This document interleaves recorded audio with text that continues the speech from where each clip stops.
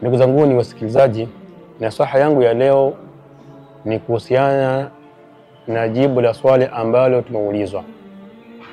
Swali lenyewe ni kwamba kwa nini Waislamu tunachinja kila mwaka? Kwa nini Waislamu tunachinja kila mwaka katika Eid al-Adha? Jibu la hili swali ni kama ifuatayo. Jambo la kwanza, kuchinja ni katika sunna za Mtume Muhammad sallallahu alayhi wasallam. Na kwa vile sisi Waislamu tunafuata Mtume Muhammad sallallahu alayhi wasallam, Allah subhanahu wa ta'ala ametuamrisha sisi tumtii yeye, tumfuate kila kitu ambacho kwamba amefanya. Allah anasema atii'u Allah wa atii'u rasula, tumtii yeye Allah subhanahu wa ta'ala na vile vile tumtii Muhammad sallallahu alaihi wasallam. Hapana shaka kama Mtume sallallahu alaihi wasallam mafundisho kama anafundisha ni yale mafundisho ambayo ameyapokea kutoka Mwenyezi Mungu subhanahu wa ta'ala. Kwa hivyo ikiwa utafanya kitu kinyume na amri ya Mtume sallallahu alaihi wasallam, ndio inamaanisha umeenda kinyume. Kwa hivyo sisi tunafanya kufuata tu Mtume sallallahu alaihi wasallam kwa sababu tunachinja. Jambo la pili, kuchinja ni katika ibada ambayo kwa Muislamu anajikurubisha nayo mbele ya Mwenyezi Mungu subhanahu wa ta'ala. Allah anasema fasalli li rabbika wanhar, swali kisha uchinje.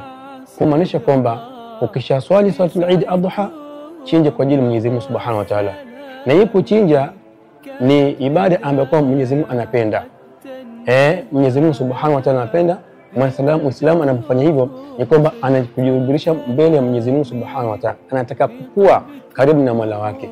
Kwa hivyo Muislamu anachinja kwa sababu anataka radhi ya Mwenyezi Mungu subhanahu wa ta'ala. Jambo la pili ni kuhuisha sunna ya nani? Ya Nabii Ibrahim alayhi salatu wasalam. Allah subhanahu wa ta'ala amempatia Nabii Ibrahim mtihani. Alioa akiwa kijana mdogo, lakini akapata mtoto katika umri wa uzee, miaka 80 na kitu. Baadaye Mwenyezi Mungu subhanahu wa ta'ala akamwambia amchinje mwanae.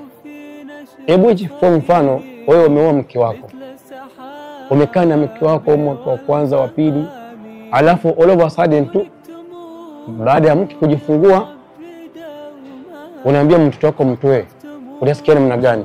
Lakini kwa vile Nabii Ibrahim alikuwa ni mtume Mwenyezi Mungu subhanahu wa ta'ala na ametumwa na Allah, ilibidi atekeleze lile ombi Allah alivyomwambia.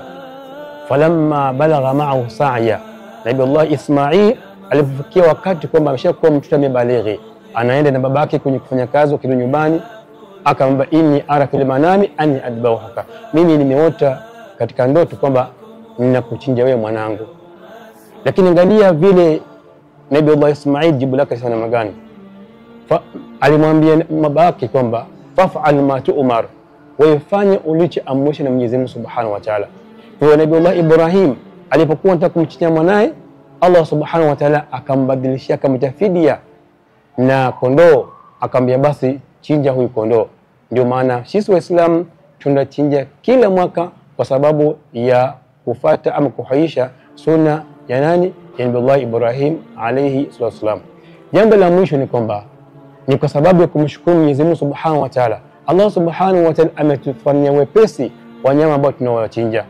Hebu achukue mfano mnyama kama mbuzi, angelikuwa na sifa kama za simba tungeweza kumchinja. Mnyama kama ngamia vile vile, mnyama kama ng'ombe, hao ni wanyama ambao Mwenyezi Mungu amewadhalilisha kwa sisi, kwa tunawachinja kwa sababu ya mshukuru Mwenyezi Mungu subhanahu wa ta'ala katika vile yeye amejalia tukao kwenye kupata wanyama kama hawa. Kwa hivyo ndugu Islam, chinja kwa ajili ya Mwenyezi Mungu subhanahu wa ta'ala. Kwa hivyo Islam anachinja kwa sababu haya maelezo amekuwa nimetaja. Wasalamu alaykum wa rahmatullahi wa barakatuh.